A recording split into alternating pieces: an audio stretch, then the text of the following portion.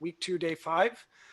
Joining me today, we have Tim Behrens, Tianming Yang, and Kenji Doya. But first, I would like to remind you to please fill in your reflections for the day. The links are on the screen. Please take a moment now to fill those in. And if you're new to our Zoom webinar rather than the crowdcast, if you'd like to chat with us, please make sure that when you're in the chat box, you click all panelists and attendees so that everybody can see your chats.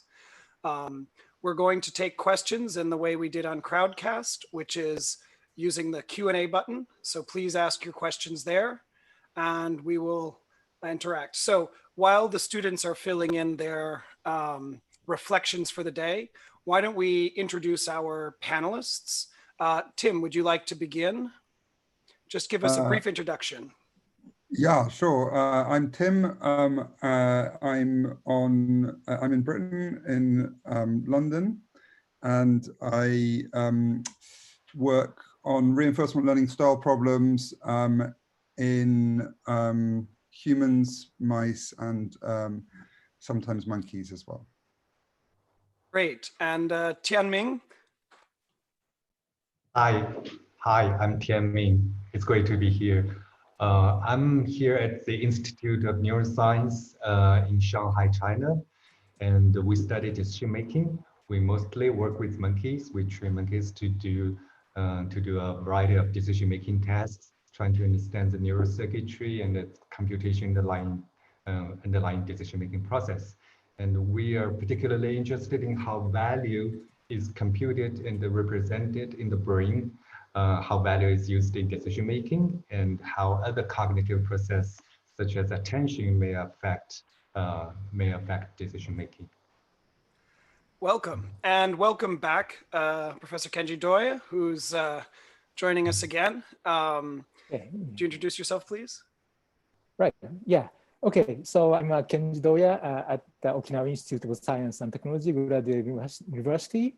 And usually we hold Okinawa Computational Neuroscience course in the summer, but this year we canceled that course. But I'm glad to have this opportunity to interact with even larger number of students. So I started to work on reinforcement learning as an engineer and in robotics, and then I became more and more interested in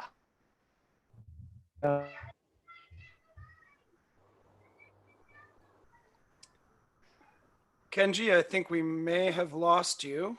Hopefully you'll be back with us in a second. So just to remind everyone, we're using this new platform. So when you go to the chat, please select participants and panelists so that everyone can see. And please ask questions. You can vote the questions up and down using the little thumbs up button. And we will take them as we did in Crowdcast. So we've been talking this week about a number of things. We basically have introduced you to Bayesian ideas and ideas of optimal control, and there's a link between them. And we have a question right now, which is, what is the relationship between the topics covered this week, which might be a good place to start. So this week we covered Bayesian approaches, and we covered linear systems, but we talked a lot about underlying state transitions, which actually is a kind of formalism that we've used then in our optimal control day and our reinforcement learning day.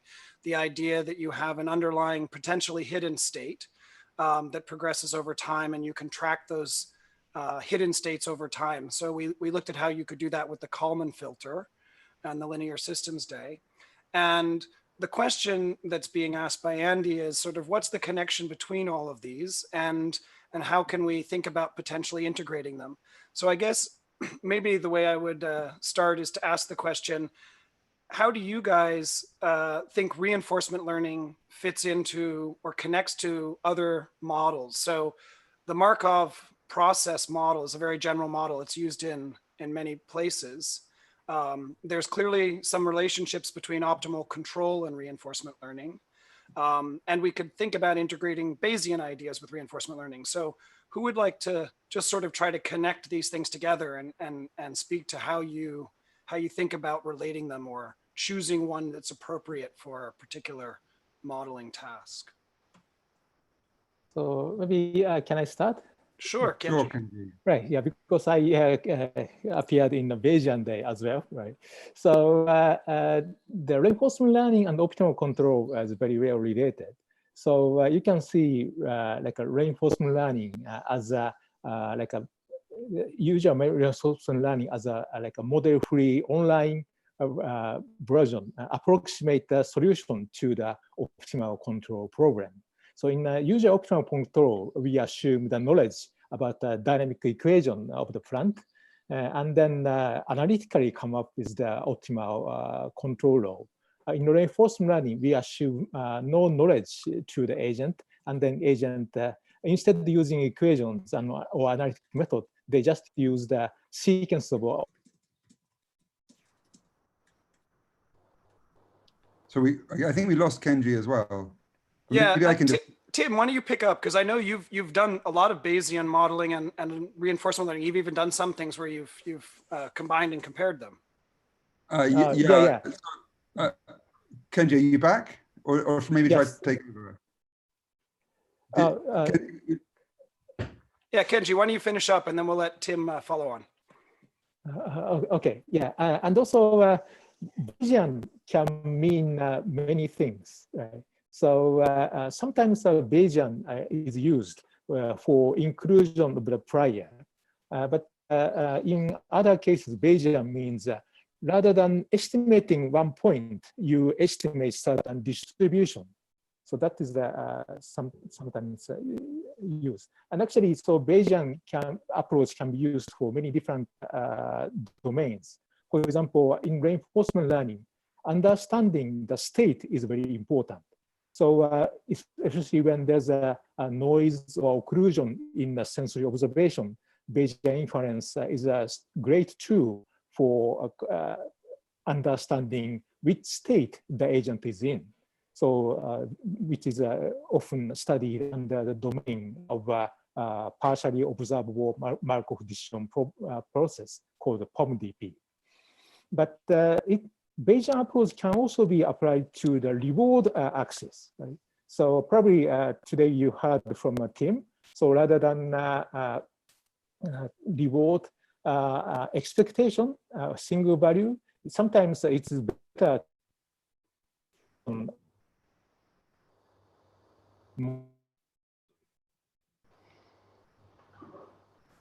So I know what Kenji is going to say. So Tim, take over.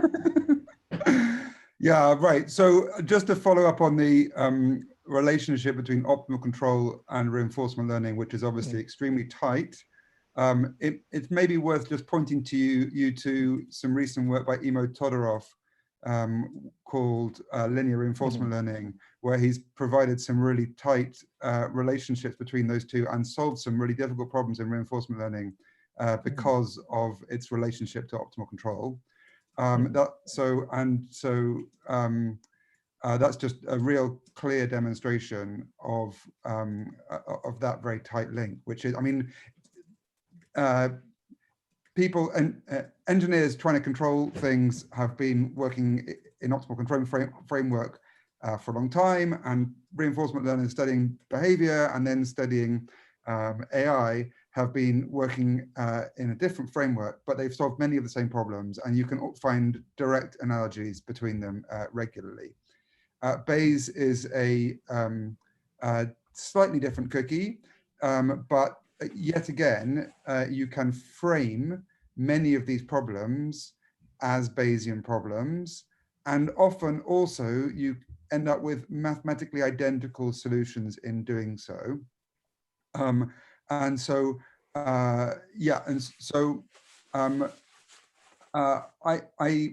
think that normally, so the question then becomes, when do you do which one? And normally, it is most convenient to think about things in Bayesian terms when what you're solving is obviously an inference problem.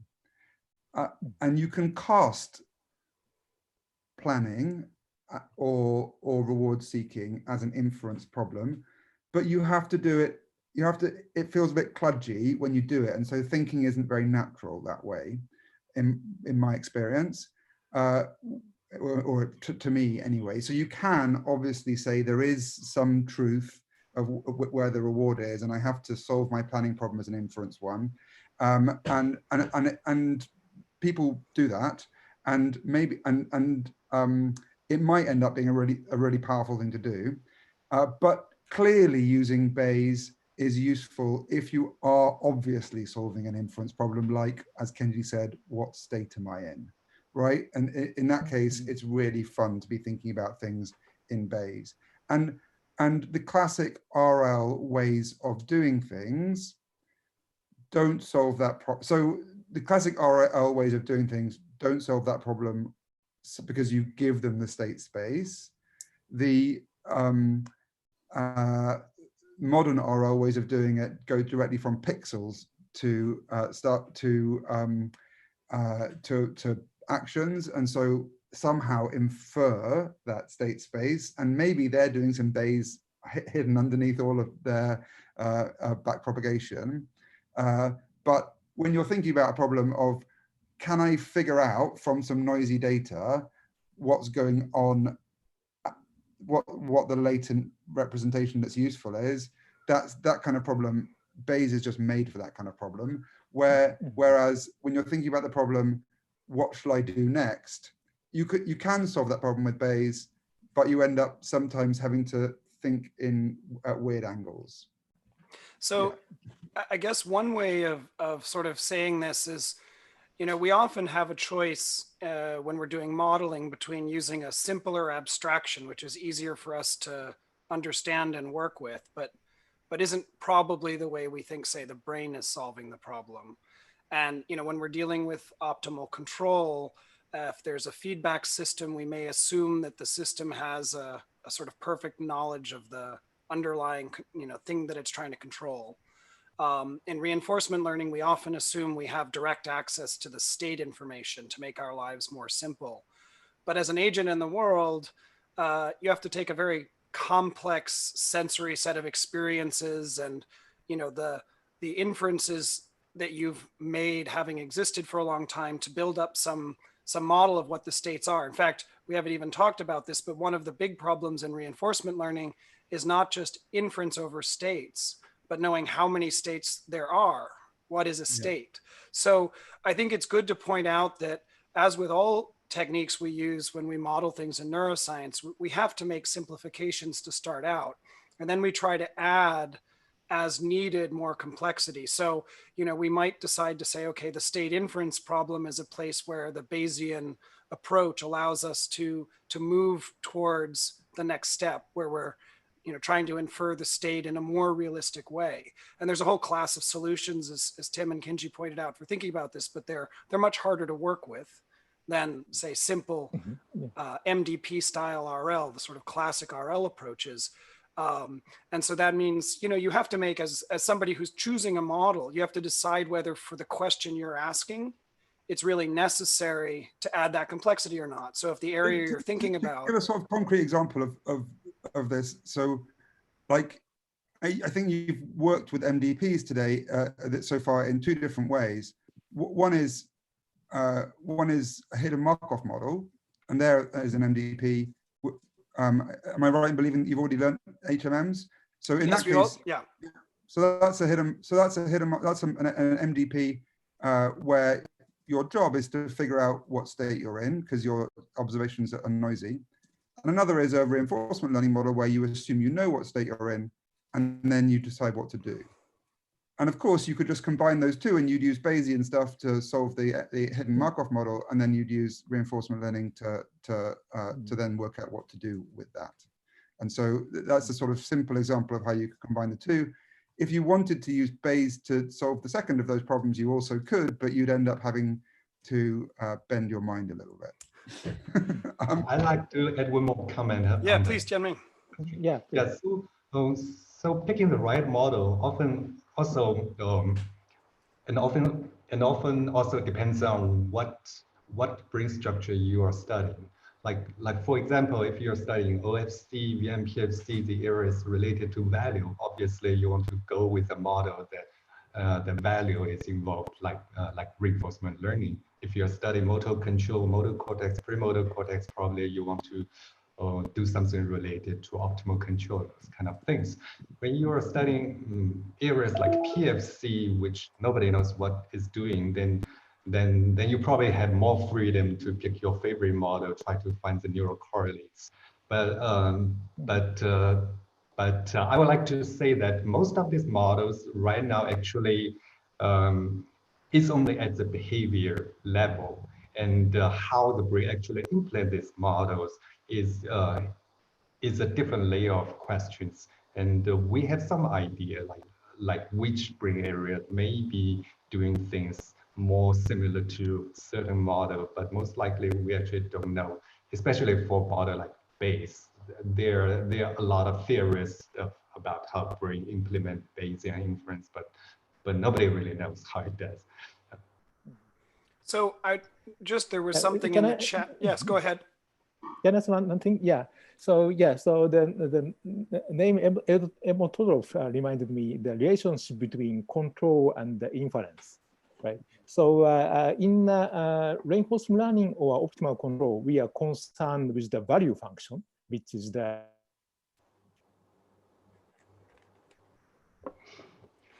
Kenji, you always get to the point where something is about to be very exciting when your internet stops. We'll let Kenji pick that thought up in a second, but I wanted to, Kenji, are you back? Yeah. Okay, yeah. Finish, please. Yeah, right. So, some people like Emil Todorov, or it dates back to Kalman, so realize that there is some kind of similarity between the process of computing the value function and computing the posterior distribution. And in fact, if you take exponential of the value function, the computation we use for that looks quite similar to the computation we use for Bayesian inference. So that kind of approach is now pursued under the keyword of control as inference. So if you are interested in the theoretical link between optimal control and Bayesian inference, please follow that kind of literature.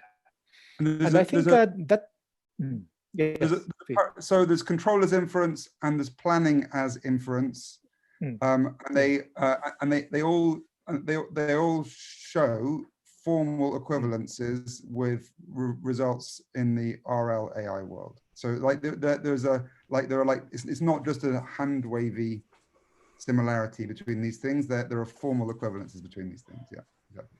We should probably move on to the next question, I guess. You've been so I want to move on to the next question, but just there was a question brought up in the chat that relates to this topic of connecting the themes of the week. And since Tim, I think you actually did some sort of work that was very specifically on this, just wanted to see if you had a brief comment. It's about the relationship between the Kalman filter as a way of tracking states in the world and reinforcement learning.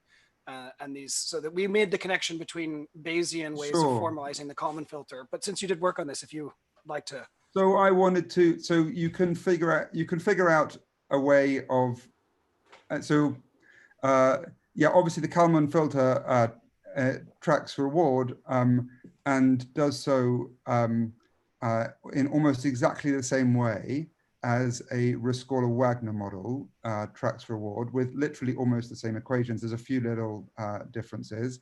I wanted to do something a little bit different, which is to make something that can track reward fast when it's moving fast and slow when it's moving slow.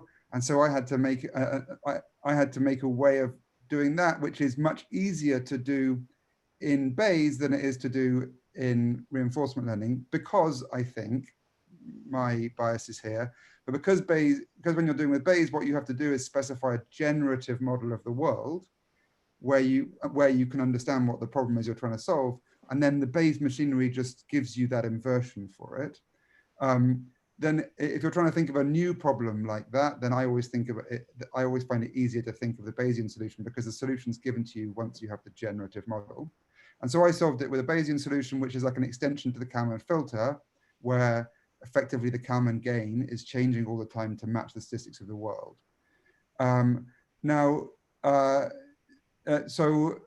Obviously you could have made something similar with a Rescorla-Wagner model where you change the learning rate all the time. The question is, how would you have gone about estimating the right learning rate?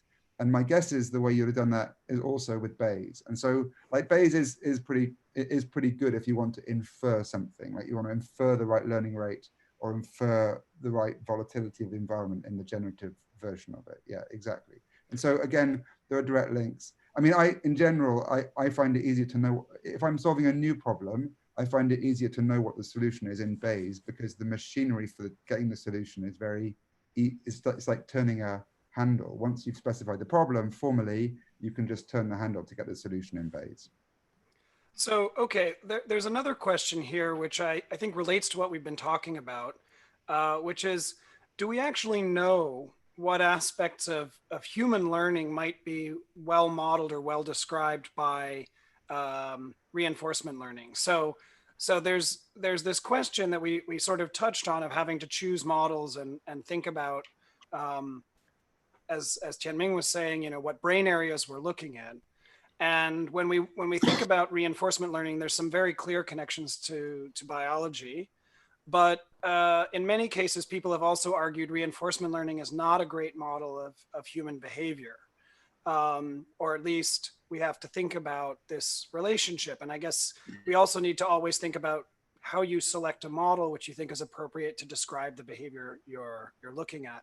So I guess, Tianming, do you want to start out and say, do you think there are cases where reinforcement learning is a good model for describing decision-making and behavior? And how would you think about deciding whether it was? Are you saying me or Tim? Tianming. I was confused. You, Tianming. Okay. Yes. So I think in general, reinforcement learning, well, in general, we can try to use reinforcement learning to model any kind of gradual learning, like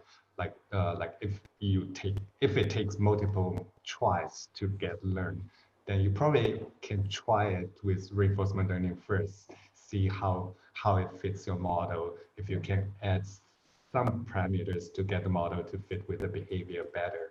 So yeah, so that's a general case. But as Tim has pointed out, there are also equivalent solutions using other ways as reinforcement learning, and it always comes down to what kind of question related to the brain you want to answer.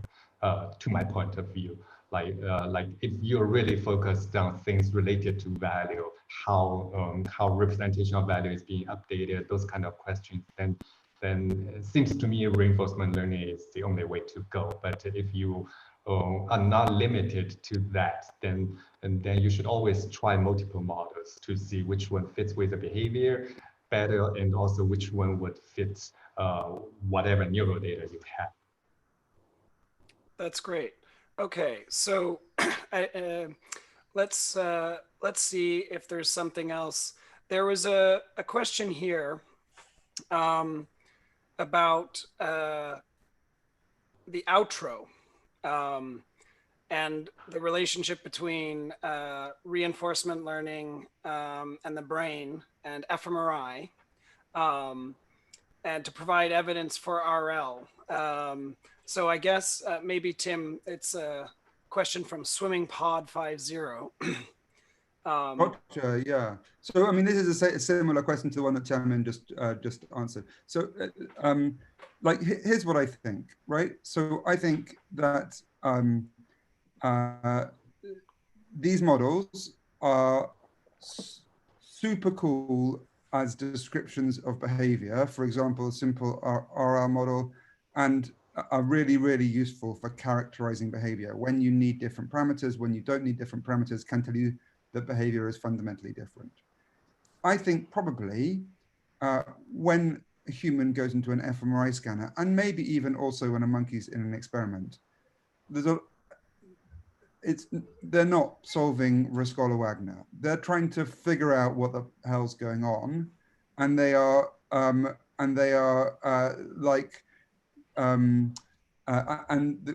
the neural processes that are leading to them to make different actions involve extraordinary complexities, like what does the experimenter want me to do now style of things, right? And so I think that as a process model of what's happening in the brain when in an fMRI scanner, these things are minimal, to say the least. That's what I think. However, I think that you can challenge people with problems where they need particular representations of the task to solve that task. And so that's people or rodents or monkeys. And so all of those examples that we were talking about in that outro, all those fun state representations that you may have seen in the outro, the people who have watched it, they were from problems where the task just couldn't have been solved without that kind of representation, right? And similarly, in our bird space, we force them to think about a two-dimensional space of birds. And so I think that you can design experiments where particular elements are required, whatever the other processes are going on in the brain, and then you can study those elements. And I think that is the skill of doing this research. And if you do that, design those experiments well, then you can really learn deep things about how the brain represents states or how it updates values, things like that. That's mostly what I think about this issue. And the idea that those simple models are a good description of what's going on in the human brain in an fMRI scanner or a rodent brain in a maze is nonsense, I think. Yeah. I mean, I think one thing we've tried to emphasize throughout the Neuromatch Academy is that there always has to be a relationship between your scientific question and the tools you're going to bring to bear to try to answer it. And we're, of course, focusing to model the brain. You're trying to understand how a particular aspect of behavior is solved. And there's an interplay between designing the right level of model and designing the critical experiment to test that model, which is a nuanced one and an art. And I think that's really where computational neuroscience is powerful, and where it needs to interact deeply and heavily with experimental neuroscience, because what you want to do is for your model to teach you principles that will generalize broadly, and that means that that you have to find situations where simple principles will explain or provide complex predictions for interesting phenomena. That's the kind of thing that you're going yeah, no, that was extremely well said. The thing that we obviously can't work with very easily in this course is practicing designing experiments that connect directly to the kinds of models you use. So we've been talking about selecting the right kind of model as a tool, or the right kind of analysis technique as a tool that's appropriate for your scientific question and can give you leverage in understanding it and improving sort of a belief in a principle or a conceptual framework for thinking about the problem that seems to be helpful in describing the behavior and the processes. But the other side of that is actually designing experiments that are tightly coupled to the models that you're actually interested in understanding, because an experiment that's coupled to the model gives you a lot of leverage to try to engage the model, see whether it's the correct model. If you design an experiment without thinking about the model and the framing you're using, you can produce an experiment that will actually be quite hard to give you power over understanding whether that was a good model or not. It doesn't move the model in ways that give you insight into whether the model is working. So, I mean, Tianming, do you want to just comment on the way you think about the relationship between the models you use and the experiments? I should point out all of the panelists here are both computational and experimental in some sense. They work on both sides, and that's something that it's more rare probably than it should be. Many people end up being in collaborations, a theorist and an experimentalist, but Kenji and Tim and Tianming are all people who are working on both sides of this, which is lucky. Tianming, do you want to comment on how you think about that? Yes. Yeah. So so I would always like to think how a network neurons would actually implement the computation when I think about a model, right? So for example, if when we're talking about reinforcement learning, then you can imagine maybe during the learning some synapses in the network is getting changed, being updated depending on reward. There there are some theoretical works about that, like how how dopamine would modulate the synaptic weights. Those kind of things would get me excited to think about what kind of experiment you want to do to test these models. And another very good example is the DDM model in decision making, right? Like Xiaojun Wang has a very successful model, attractive network kind of model that describes how you can put a bunch of neurons together to implement something very similar to DDM. Yes, so I think whenever you want to use a model to explain behavior, it would be helpful to think how can you put a bunch of neurons together? How can you construct a neural network to implement that model? And how can you test this? That will help us a lot to use the model to actually understand the brain uh, so that we are not limited at the behavior level. So let's take a question that's a little bit more directly related to the tutorials. So maybe Kenji, you can help us with this question. So in the tutorial, the students used the classic tapped delay line model that was first used to describe dopamine neurons. And if I'm not mistaken, I think you were with Reed and Peter when they were working on these models back in the day. And there's a question about the way we think about the state representation there, which bridges between the CS and the US, and the value function and prediction errors, which propagate backwards along those states. So the question is, you know, when we think about that, how do we think about the relationship between that propagation backwards through those states? Is it time? Is it the connection between the CS and the US? So would you like to talk a little bit about that? Yeah, so this top delay line representation is a kind of a reasonable one when you don't have any additional evidence about what. It seems the internet is trying to prevent Kenji from completing an answer. Okay, Kenji, you're back with us. Go on.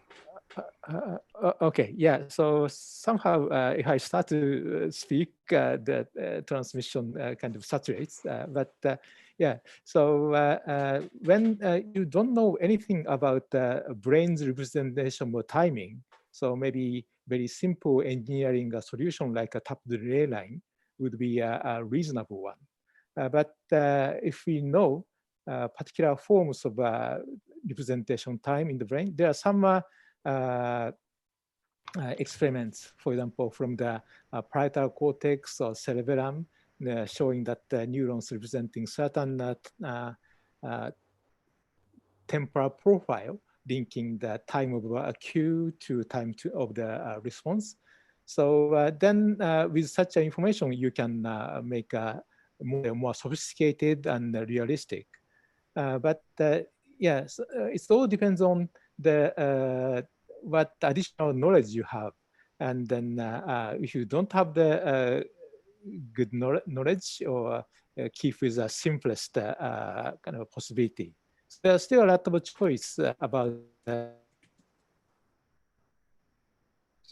So I'm going to give it a go of actually directly answering the question that's asked, because so Kenji's totally right that there's an interesting question about how you represent time. The question is what does the error represent? And so there's a literal answer to that. So given that you're representing time in this very false way of just one state, then the next state, then the next state, then the next state, then as the prediction error is moving back and back and back and back and back, what's happening is the value is moving from one state to the next state, to the next state, to the next state, to the next state. And the only interpretation of that prediction error is the derivative of value. That's all it is, right? It goes, I'm going from a high value state to the low value state, so I get a prediction error. I'm going from a low value state, low value state to a high value state because it's nearer the reward, so I get a prediction error, right? That's literally the only interpretation. There's no metaphysical interpretation, no behavioral interpretation. It's just the best way to think about the prediction error is the temporal derivative of value. That's all it is, right? And so this state is more valuable than this one, and so I get a prediction error. That's literally all it is.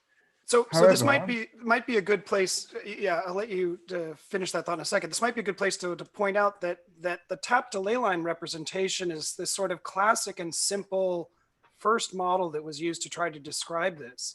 But other people have looked at alternatives for thinking about this problem, right? So one could imagine, for example, that you have a representation of time that's built into the state. And we normally don't do this because it complicates the representations of states. We like states to be Markovian. We've talked a lot about why a Markovian process is one, because it breaks our history dependence that's really powerful.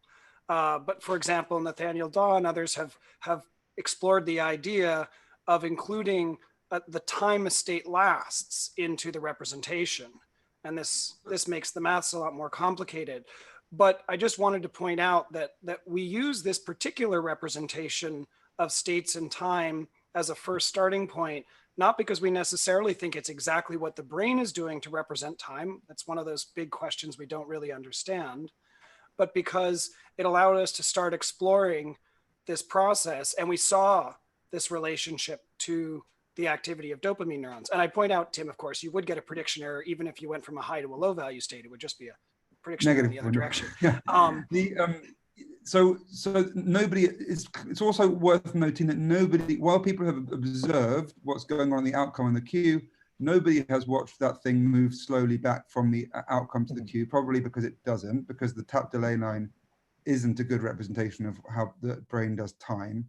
It's also worth pointing out that several groups, including mine and Sam Gershman's and Jeff Schoenbaum's in different situations, have found explicit representations of the time and prediction errors on that time. So when the time is wrong, you can get explicit prediction errors, which suggests that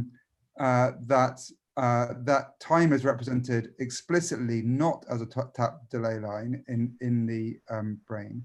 And so we've shown that in parts of the striatum, and then Jeff has then lesioned with Mel Sharp and Yael Neve have made optogenetic inhibition to ventral stratum, and has reduced the effective time on the prediction error, because of course prediction error in the tap delay line model will of course signal when the timing is out just as much as signaling when the reward is out, unless you make lesions to the ventral striatum.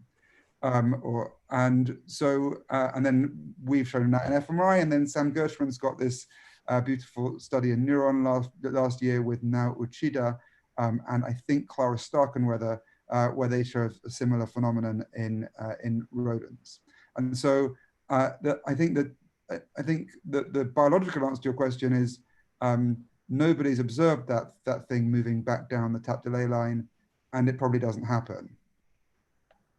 Yeah. So, okay, let's... So important thing is that after having a result from a model simulation, clarify which features dependent on which particular assumption you have made, right? So depending on what you actually observe, so you have to revise your assumption to make your model more realistic. I should mention, because I mentioned everybody else's colleagues in that work apart from mine. So the person that did it in my lab was Miriam Klein-Pfluger. So there's a couple of questions here, two at least, though one of them is from a plant. I see that Zach is asking us about hierarchical models, and we also have a question about hierarchical learning from Hambo. Maybe we can discuss a little bit how we can think about hierarchical structures in learning. And the first question is, when we think about applying these learning strategies, how do we think about these kinds of hierarchies? And there's actually a question here about social learning, for example. And Zach was asking about timescales. So I guess if you would like to speculate a bit on the questions of how we think about when the world is more complicated and we have to structure it into hierarchies. Reinforcement learning actually has a couple of kinds of solutions for this, both in the way we represent actions, for example, as options, and also in the way we represent the world model itself. So who would like to discuss a little bit about the relationship between hierarchical structures and learning? Yeah, so you can, okay, yeah. So you can think hierarchy in several different ways. One is the time scale, another is like level of physical abstraction. You have the action at the level of muscles and the limb movement, more like abstracted level, like where in the room or the environment you would go. So reaching to the same place, you may walk or crawl or take a bicycle, different motor action can be used. So such a like a physical feature of the environment is one way to implement the hierarchical structure. Yeah. Yeah, Tim, please. Yeah. Maybe Tianming wants to say something. I feel like I've spoken too much. Yeah. All right, thanks. Yeah. So so I guess what I want to say is first of all, in the real brain, actually we cannot handle very well a hierarchical structures. If it's complicated, then actually you would want to think about if there's an alternative way to solve the problem. But there are situations where you can see clear hierarchical kind of solution in the behavior, and we have been working on models like how you can construct a neural network to represent the structure of the task, or maybe combining reinforcement learning to that, but I think so far the experimental evidence in terms of neurophysiology is quite thin.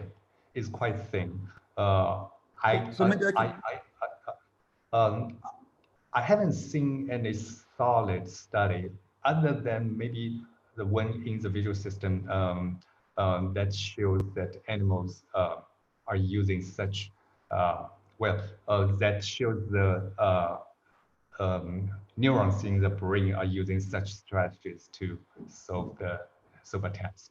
So maybe it's worth thinking about different types of hierarchies that you could. So like, I mean, I guess you think about place cells differently from that. So the way that I think about place cells and grid cells are just like a hierarchy of scale of how the world works.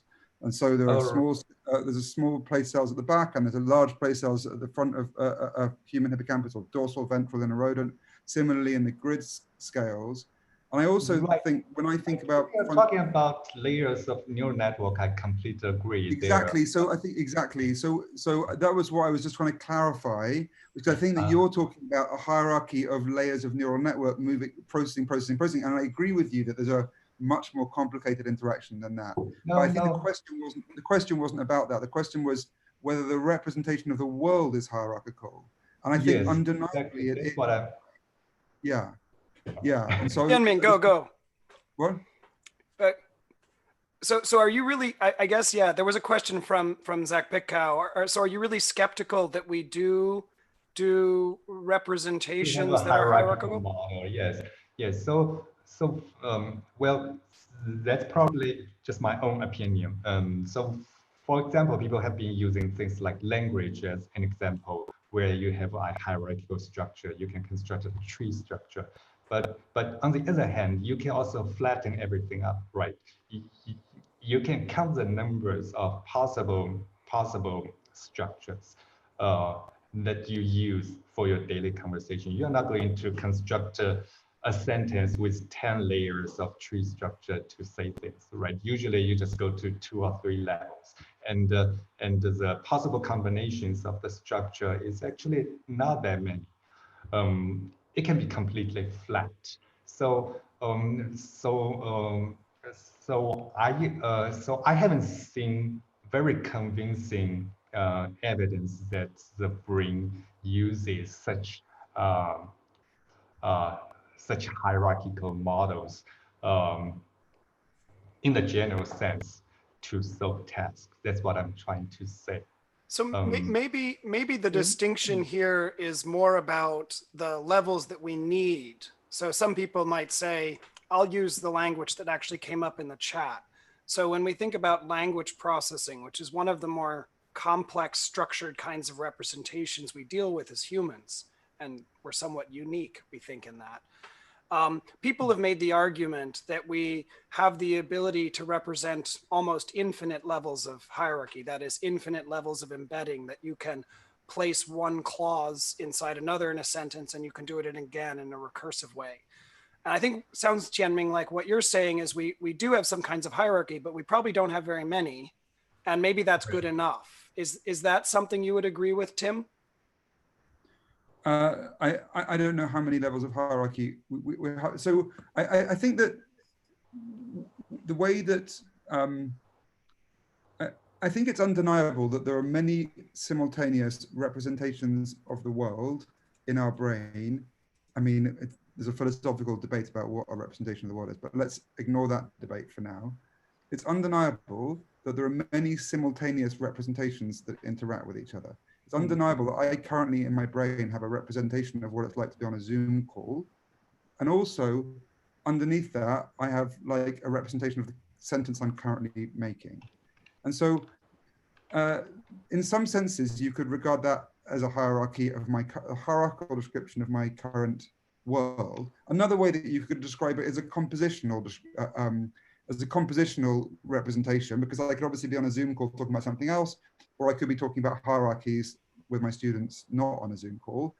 It just so happens that it is a hierarchical description of my current world, because being on the Zoom call is going to last longer than the current sentence that I'm saying about hierarchies. I think it's extremely useful to have that kind of representation where you can say, I'm currently doing this. In this context, it makes sense to talk about hierarchies, but in 20 minutes time when I'm giving my kids breakfast, it's not going to make sense to talk about hierarchies of abstraction. No, I mean, Tim, you really have to start teaching them reinforcement learning at a young age. Yeah, right. But like, so and for me, that's how I think about, if you're going to generalize this concept of large versus small place cells to something like your daily experience, then that large place cell is this Zoom call, and the small place cell is the sentence I'm saying right now. And if I'm going to, that would be my state description of now.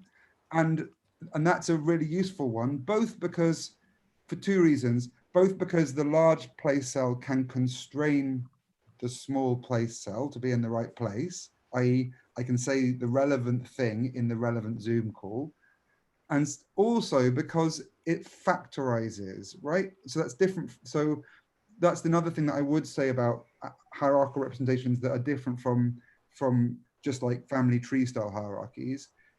That's a factorized representation. So I can learn something generally about Zoom calls from this Zoom call, and also generally about reinforcement learning from this Zoom call without them interacting, but nevertheless, I know what the appropriate sentence is to say in this particular Zoom call. So that's why I think that is an extraordinarily cool representation.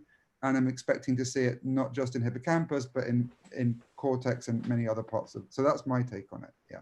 And so I think that I think probably we will find those things. But I also agree with Tianming that the idea of a hierarchy as a neural network, convolutional neural network hierarchy, like one stage proceeds to the other. I never really understood why that was called a hierarchy at all in the first place, right? That's just like a series. But anyway, that type of hierarchy, I think we won't start finding that in the frontal cortex as well. Yeah. So I want to go back to something, Kenji, you were saying, and it relates to the other question that came up, which is timescales, a little bit, hierarchy. So if we think about, say, learning the value of a motor movement with, you know, with an arm to press a button and you get a reward, that's on a very different time scale from thinking about the reward you get from getting up and leaving your house and going to your office and learning something new and exciting or teaching a good course. And in reinforcement learning, there's also been research into how we can make hierarchies in the way we model our actions and do learning over those. Do you want to talk briefly about that? Yeah, so hierarchy in like a physical time, like a second or minutes, or hierarchy in the kind of a number of steps is something we have to think about. For the very detailed movement control, like a change in the order of millisecond to second, that is very important. But in many of the cognitive tasks, rather than the physical time, like seconds or minutes, how many steps to reach to one sub-goal and the next and the next. So that kind of abstraction would be probably taken. So in that case, the actual physical time spent for each step can be variable depending on the particular episode of the behavior, right? But still, so if you are working with the single step task or the task which involves multiple steps, maybe different part of the brain may be involved, and also the different strategies like reactive model-free strategy or model-based learning, more.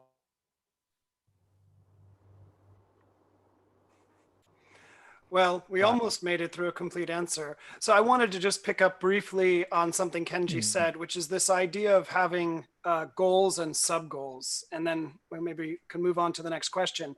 So, you know, when you have to do planning in a complex world, not only do you need to have some kind of hierarchy or structure in the world model, but you'd like to be able to know, not that you have to wait, say, to the end of your life to sort of sum up the rewards and decide whether something was good, but to have smaller chunks that you can learn from, sub-goals that allow you to divide your problem up. And you can also factorize this in the way that Tim was talking about, so that you can learn about both the inner steps and the larger steps of your goal and planning. So for those of you who have kids, it's like when for the first few months of their life, they're just sort of moving their arms around, trying to work out how the muscles are controlled. And the reward is just I can control the muscle, which will be a sub goal in many future things that they will build, plans they will build in the future. Anyway, exactly. Sorry, yeah, no, that's a great example. I think what I wanted to step back and then close out this question was just this idea that when we presented to you, for example, today in the tutorials, these relatively simple models. I mean, we use the most basic models of action space and we use the most basic models of state space. We did it to try to build up the core idea. But one of the things about reinforcement learning that's really important to remember is it's not a single model. It's sort of like we talked about Bayesianism as an approach, right? It's a way of thinking about the problem. Reinforcement learning is a way of framing the problem.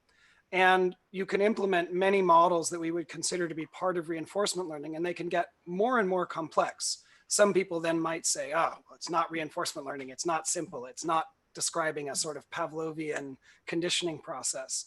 But at least as the way the people who started formalizing reinforcement learning were thinking about it, they wanted it to be a framework for sort of making precise how we think about the problem a human, an animal, or an artificial agent might face, when in order to learn, the only information it had was sort of sporadic, you're doing better or you're doing not so good. And it's like Tim was saying about a child, that reward signal, that value that you want to learn may be something internally generated. You start moving your arms when you're an infant, and it's really exciting. We find something new in the world and we're surprised with new information, and it's really exciting. And those rewards are not necessarily the same as finding a ripe apple and biting into it and getting some sugar, which is sort of the classic thing we use experimentally to use as a proxy for reward.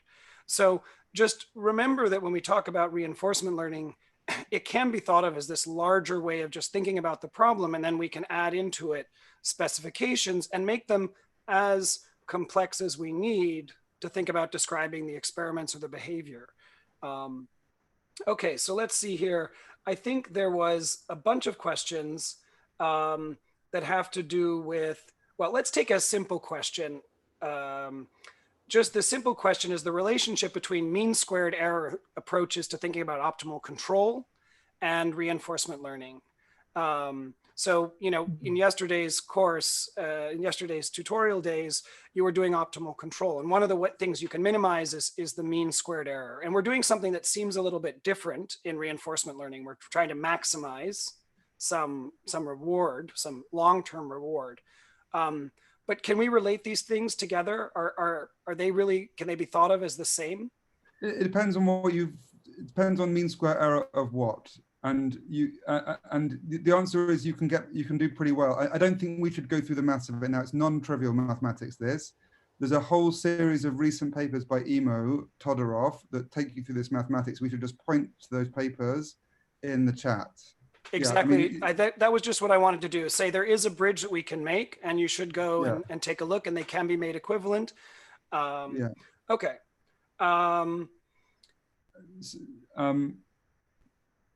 Tim, did you have a question you were looking at you wanted us to answer? So I mean, there's a question about so the simple question which we can answer here by Kenji Yang saying, in reinforcement learning, the values of the states update according to the reward prediction errors. Can the values of T update by TD of conditioned stimuli and aversive unconditioned stimuli? And so I can provide clear answers to both those questions. So exactly, the exact difference between temporal difference learning and the original Rescorla-Wagner style models is that temporal differences can update through conditioned stimuli as well as directly through reward, because what they're trying to do is match the value of neighboring states, right? And so if you pass into a valuable state, that will also produce a prediction error in temporal difference learning. It will not in Rescorla-Wagner learning, right? And so TD learning definitely was invented for this purpose of passing value from one conditioned stimulus to another one. Yeah, exactly. So second order conditioning works in temporal difference learning, and nth order conditioning works in temporal difference learning, but not in simpler models like Rescorla-Wagner. And then aversive unconditioned stimuli. So there's a whole load of fun with this, right? So obviously you can model with a TD model an aversive stimulus and a rewarding stimulus, and the only difference is a negative sign. But the deep question is value one thing, which has a positive and a negative, or do animals separately learn about rewards and aversive stimuli separately, and then do something clever when they make decisions? And I think the answer to that question is both. And there are some really beautiful studies from the sort of 80s, 70s, 80s, trying to demonstrate that value is a scalar and it can be negative. And they do it by these amazing types of things. I'm not sure whether you've learned today about blocking and overshadowing, where one stimulus can stop another from learning value. But so I'm not going to assume you have. But effectively what they show is that things can acquire negative value by, so something that stops a positive thing from getting positive value, that cancels out a positive thing, acquires negative value. And that negative reward will then cancel out something like a foot shock, which is a really aversive thing. And so they show these in these beautiful psychological studies by people like Tony Dickinson. They show that effectively there are systems in the brain where value is a scalar thing that can be positive and negative, and where a foot shock is like a negative reward pellet, which is a direct demonstration that when we assume that TD, aversive TD, is just a negative version of reward TD, we're not being really stupid. So I'll stop. Yeah. So I think that's my answer to that question. That was great. I guess one thing that was brought up here that we haven't really addressed yet is whether people use simulations. So they said most studies in neuroscience attempt to investigate the mapping between reward and different neurons. I'm wondering if there are ones that have attempted to simulate learning using brain signals as inputs. So where you're actually trying to directly connect, say, observed brain activity, either fMRI or neural firing rates, and put them into a reinforcement learning model or a learning model. I know of. And I don't think I'm aware of any. Tianming, do you know of any? I'm not sure. What does that mean? Simulate the learning process by using brain signal as input. Well, I mean, I could imagine the following example. I'm not sure if this is what the questioner, what Mohammed was asking about, but for example, you could imagine trying to set up a model where you use the behavior as part of the inputs to the model or what you're trying to describe, but rather than using the model's prediction errors, you record from dopamine neurons and you try to see. And I think somebody has played with this a bit. People have done that, done that kind of thing. In order to, the question is, can I explain the particularities of the animal's behavior on this trial based on its own prediction errors better, its own activity better than my model's prediction errors? Yeah, I'm sure that has been done as a way to demonstrate a relationship between neuronal activity and behavior. That wasn't quite what I thought the question was. At least that's the way I interpreted the question. And if we're wrong, we'll hear about it in the chat.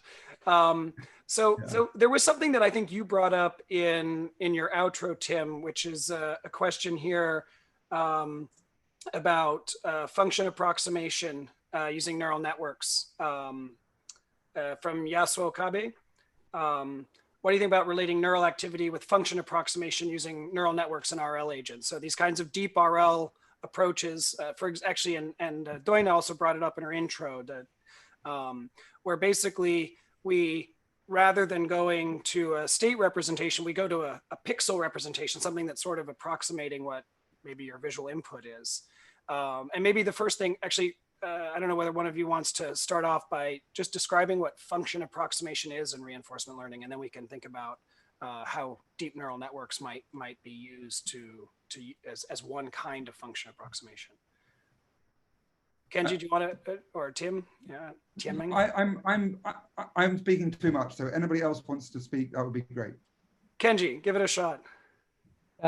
Yeah, so probably you heard about like a basic idea about brain's implementation of reinforcement learning, like a cortex represent the state, and basal ganglia stratum compute the value, and the dopamine compute the TD error. So in that case, in the case,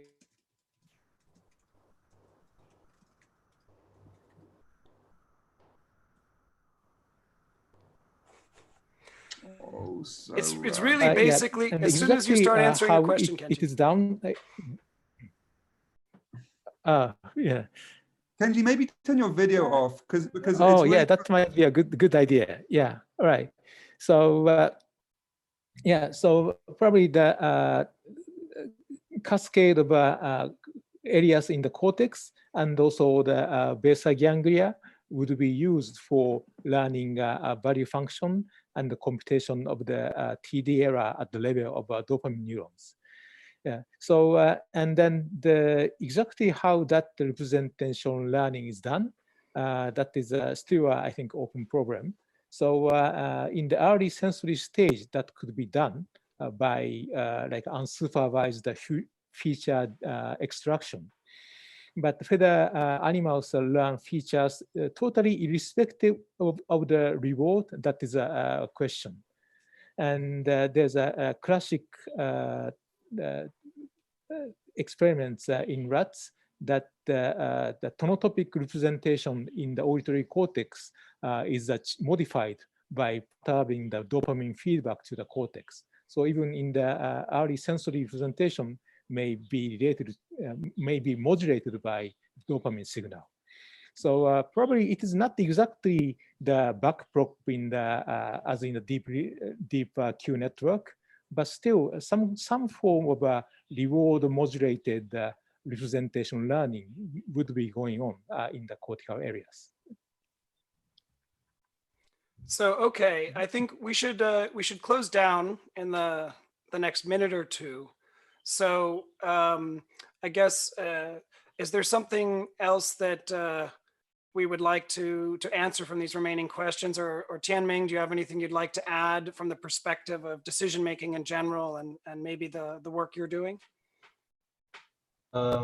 Yeah. So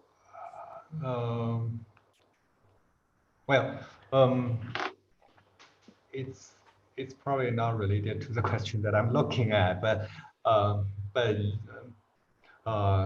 yes, I would like to say something about our recent neural network modeling about reinforcement learning, and one idea that that I've become quite fond of is that you can actually have a neural network that's fixed to behave as if it's doing reinforcement learning. And the idea is that although the neural network itself is fixed, there's no changing in the internal connections. But the neural network can represent the past history of rewards and sensory inputs and actions and so on and so forth. And with all this information available, probably represented by the by the network dynamics, you can have a fixed neural network to behave, to show adaptive behavior just as if it's doing reinforcement learning. And although conceptually, or I should say mathematically, it could be equivalent to reinforcement learning, but the biological implementation is very different. And I thought it would be interesting to find out whether in the brain actually do we have synaptic plasticity during reinforcement learning or not? Maybe especially for learning at very short time scales, maybe we depend on neural network dynamics more rather than synaptic plasticity. I think that's yeah, that's an important thing to remember. And one of the things that we don't really understand, of course, is how much of the kinds of things that we've been discussing here in reinforcement learning, for example, is the learning taking place simply through reward-weighted spike timing dependent plasticity, or is it changes in the whole network configuration and states of the network? Are states encoded in the synaptic weights between cortex and basal ganglia, or are they done in network dynamics? There are many, many, many open questions. The one Zach asked us to solve the brain, but I think we're not going to get to that. We should close up in a minute. But there is this distribution. I think I just answered that question live online, man. The distributional RL question, though, from Xiaoyao, I would like to take the broad perspective on it. So there was this recent hypothesis that came out of DeepMind about using a distributional coding for doing reinforcement learning, which helped in their AI deep RL models. But the second part of this question is I think really interesting, and maybe it's a good closing question. Can we think about places where biology has sort of inspired aspects or changes in reinforcement learning rather than just being a validation of a reinforcement learning model? So I'm curious to hear what your perspectives are on this as sort of closing thought. Who are you nominating? Why don't we, yeah, Kenji, why don't you go with your video off? Okay, yeah. So I think that the very beginning of reinforcement learning theory, which Andy Bartow and Rich Sutton developed, so they were well aware of the psychology literature that in animal learning, prediction